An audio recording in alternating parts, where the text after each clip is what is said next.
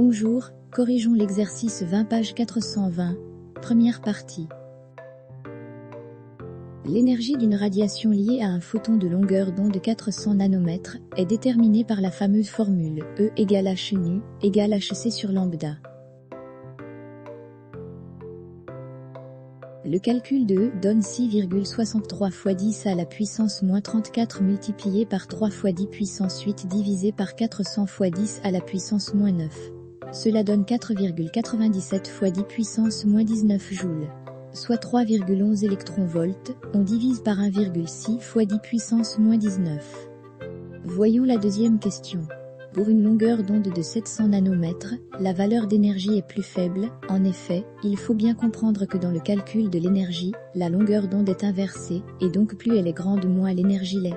Avec une longueur d'onde de 700 nanomètres, le photon n'a pas suffisamment d'énergie pour provoquer l'extraction.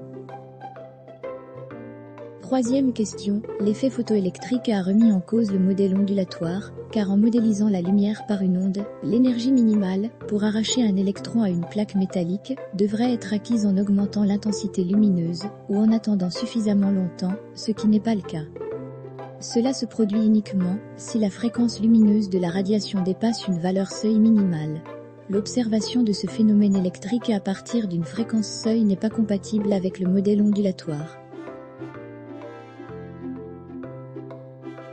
Question 4. Pour un électron proche de la surface du métal, la loi de conservation de l'énergie impose E photon égale W extraction plus EC max, donc EC max égale E photon moins W extraction.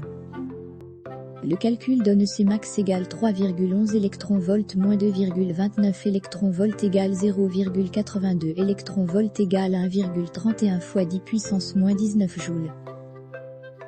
Or EC max égale 1/2 de masse électron fois vitesse de l'électron au carré, soit vitesse de l'électron égale racine carrée de 2 fois EC max divisé par la masse de l'électron, cela donne 5,36 fois 10 à la puissance 5 mètres par seconde. Question 5. L'électron extrait est soumis au champ électrique créé entre le collecteur et le métal, en fonction de la tension U aux bornes du générateur de tension ajustable.